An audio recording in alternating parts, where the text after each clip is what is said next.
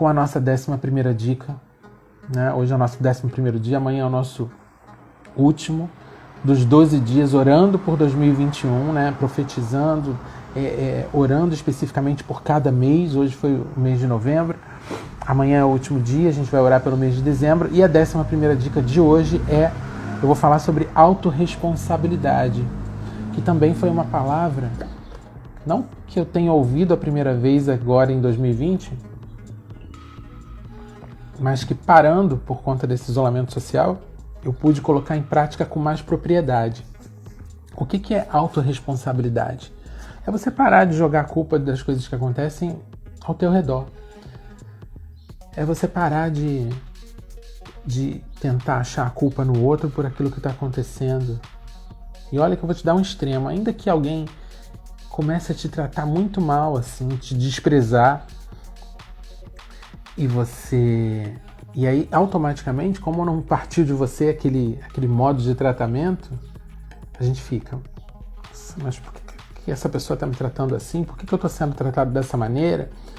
Não, você para avaliar o que me faria, e aí você traz para você, o que me faria tratar alguém assim? Será que essa pessoa está passando por alguma dificuldade? Eu vou orar por ela. Eu vou orar para que o Espírito Santo traga um momento de reencontro, para que seja dito alguma coisa que eu não estou entendendo. Eu vou abençoar com oração a vida dessa pessoa. A autorresponsabilidade é você viver uma pandemia e não jogar para cima do governo a culpa daquilo que você não está vivendo. Cada um tem um papel nessa vida. A autorresponsabilidade é entender que cada um tem um papel nessa vida. O governo tem um papel. O Ministério da Educação tem um papel que no nosso país não está sendo cumprido com plenitude. O Ministério da Saúde tem um papel. Cada ministério tem um papel. Dentro da tua casa, cada um tem um papel. É uma comunidade que em prol de algo em comum, mas também cada um tem um papel, cada um tem um a fazer. Você tem um papel na limpeza da tua rua, o teu vizinho tem o papel dele, cada um tem um papel.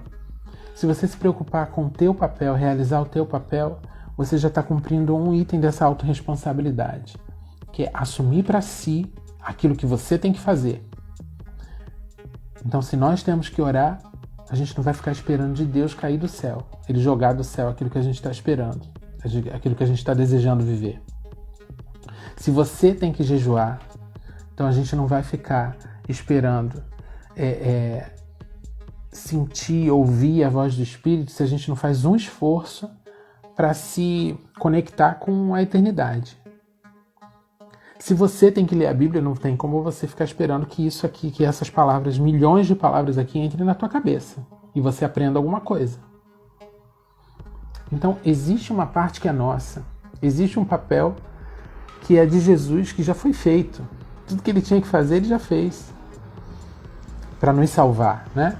Ele veio à Terra, o Deus em forma de gente, veio à Terra, cresceu aqui, aprendeu conosco, nos ensinou, aprendeu a nossa vida vivendo, nos ensinou a vida dele, nos mostrando, morreu, ressuscitou. E esse foi o papel dele na salvação. Agora o papel dele qual é? Interceder por nós, ser o nosso advogado. Quando a gente ora, ele está presente ali para que nós tenhamos a certeza de que a nossa oração vai se chegar até Deus, até o Pai. Deus tem um papel, o Espírito Santo tem um papel de consolar, de ensinar, de estar presente conosco enquanto Cristo não volta para nos buscar. Então, cada um tem um papel e a gente precisa... Isso se chama amadurecimento, reconhecer os papéis. Esperar sempre do outro é igual num relacionamento de casal. Por quanto tempo, né, casado, a gente fica pensando, por exemplo, o jeito de lavar a louça. Eu tenho um, minha esposa tem outro, mas por quanto tempo eu fiquei pensando assim, meu Deus, mas por que, sabe, uma angústia, mas por que ao invés de lavar assim, ela não lava assado? E aí eu fico imaginando que ela também tenha pensado por muito tempo a mesma coisa. Meu Deus, mas isso é tão simples para mim, né? Por que não faz assim, do jeito que eu faço e não do jeito dele? Enquanto a gente fica remoendo isso, jogando a culpa no outro, esperando que o outro mude, não assumindo a nossa responsabilidade no relacionamento, o relacionamento não flui. Ele fica aquele reme-reme, aquela coisa empacada. Faça a tua parte e não crie expectativa no outro. Autorresponsabilidade é saber, é você deitar a cabeça no travesseiro na hora de dormir e saber assim, eu fiz aquilo que eu tinha que fazer. A minha parte foi feita, aquilo que me cabia, aquilo que Deus me direcionou, aquela voz que eu ouvi do Espírito Santo me direcionando, me dizendo para fazer, aquilo ali eu cumpri. É saber que cada um tem um papel nessa terra, nesse dia a dia, nessa comunidade, nessa coexistência. Autorresponsabilidade é reflexo de amadurecimento. Queira amadurecer. Pare de olhar para o outro, para apontar. Pare de olhar para o outro esperando dele. Não espera nada. O que a gente tem que esperar é da eternidade, porque é isso que vai trazer vida em abundância para a gente. É nossa responsabilidade observar quem entrou pela porta das ovelhas e quem não entrou. Porque Jesus está ensinando aqui no capítulo 10 de João que o ladrão vem por qualquer porta, menos a porta da ovelha, que é Jesus Cristo, das ovelhas, que é Jesus Cristo. Então, quando alguém se aproxima de nós e a gente não enxerga Cristo nessas pessoas, essas pessoas estão vindo para minar a nossa vida e a gente não consegue ter vida em abundância. Então, a minha 11ª dica hoje é autorresponsabilidade, as tuas escolhas. Eu sempre digo que uma das maiores demonstrações de amor de Deus por nós foi o livre-arbítrio. É quando ele decidiu que não ia nos comandar como se fôssemos marionetes. E onde nós somos provados no amor por ele, no amor pela cultura do céu e no amor pela eternidade. Então as nossas escolhas refletem essa autorresponsabilidade. Já falei aqui e falo de novo. Quando eu fui ao médico, e aí reclamando dos meus incômodos, né? Ele falava, eu não sei se eu falei aqui ou se eu falei numa conversa outro dia, mas enfim. E ele falava assim, mas Leandro, você precisa se permitir as tuas emoções, extravasar as tuas emoções, independente de quem sofra com isso. E eu virei para ele e falei assim, não. A minha escolha é não fazer nem a minha família, nem os meus colegas de trabalho sofrerem com nada que eu esteja pensando. Porque se eu tenho certeza que o que eu estou pensando não está certo. Então, o que eu quero resolver é o meu incômodo. Então, e ele chocou com aquilo, né? Porque hoje em dia, nessa ideia de humanismo, a gente precisa valorizar aquilo que a gente está sentindo. Sendo que nem sempre o nosso sentimento vem para trazer vida em abundância, não. Nem sempre o nosso sentimento entrou pela porta das ovelhas. Ele vem para destruir. Ele vem para destruir a gente e destruir tudo ao nosso redor. Então, explosões e invasões de sentimento, a gente precisa observar bem que sentimento é esse. E perceber se esse extravasar de sentimentos, se essas explosões vão trazer vida ao redor ou vão destruir o jardim. O que uma granada faz muitas vezes? Muitas vezes os sentimentos são como uma granada. A granada ela é jogada num ponto, mas ela destrói muita coisa ao seu redor. Assim como uma ogiva nuclear, ela cai num ponto. Né? É uma pessoa que está sentindo. Mas se ela explodir, quantos metros, quilômetros, não sei, ao redor, essa ogiva destrói. Então foi isso que eu falei pro médico. Eu falei assim, eu não preciso fazer ninguém sofrer com isso que eu tô sentindo, se o que eu sei que eu tô sentindo tá errado. Eu só não sei por que eu tô sentindo. E eu fui com esse discurso pra cima dele, ele tentando me convencer. Eu, por 3 vezes, eu lembro bem dessa conversa, fui pra cima dele com esse meu discurso. Eu falei, na terceira vez eu quase falei, bom, doutor, se o senhor não puder seguir a minha linha de solução de problema, eu não tenho por que estar aqui.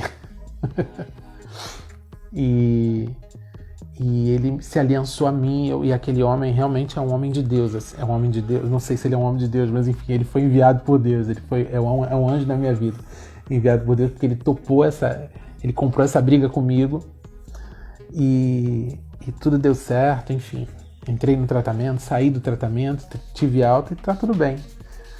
Então isso é autorresponsabilidade, isso é um exemplo de autorresponsabilidade. É você enxergar que ninguém tem culpa daquilo que você está sentindo. Você está sentindo, então você resolve. As pessoas não precisam receber os respingos das suas explosões. Você resolve. Sabe, eu tenho outra coisa que eu tenho aprendido é que a presença resolve tudo. A presença te dá direções. Muitas vezes a gente fica esperando assim um problema emocional ser resolvido sobrenaturalmente, quando na verdade o Espírito Santo já está falando para você procurar ajuda profissional há um tempão. E a gente fica ainda no pensamento religioso de que crente não vai a psicólogo, crente não vai a psiquiatra. E o problema só encalacrando cada vez mais. Então, autorresponsabilidade, a presença te faz cair a ficha, fala, olha, resolve dentro de você, assuma a rédea desse problema, pega esse problema com a mão e fala, eu vou te levar agora para um lugar para você não voltar mais. Eu vou assumir, porque eu sou cheio do Espírito, e se eu tenho o Espírito Santo, eu tenho toda a sabedoria para resolver, para ter responsabilidade, para crescer. Então vamos finalizar aqui, a gente fala mais sobre isso em novembro, né, sobre tomar as rédeas da própria vida, tendo o Espírito Santo de Deus, sabendo que Ele é o capitão, que Ele é que vai guiar esse barco, que o caminho é Jesus Cristo. Então nós temos o poder de nos autorresponsabilizar, né? De não jogar a culpa nas pessoas e enxergarmos que qualquer tipo de problema é um degrau a mais para um crescimento, para chegar cada vez mais perto de Deus, na caminhada rumo à eternidade. Amém? Essa foi a 11ª dica. Autorresponsabilidade. Recebe no teu espírito, que a palavra de hoje faça sentido para você, que você possa crescer em graça e em conhecimento. E que em novembro nós possamos estar juntos para mergulhar nessa vida abundante, para arrancar tudo aquilo que não entrou pela porta das ovelhas da nossa vida, para que a gente tenha essa vida abundante aqui, como em João 10:10. Amém? Deus abençoe. Um beijo, Fátima, um beijo para toda a sua família aí. Que você tenha que vocês tenham todos uma terça-feira abençoada, cheia da presença do Espírito Santo, e que amanhã nós possamos estar aqui juntos no 12º dia, no último dia dessas orações proféticas, dessas palavras proféticas para o ano de 2021. Amém? Deus abençoe e bom dia.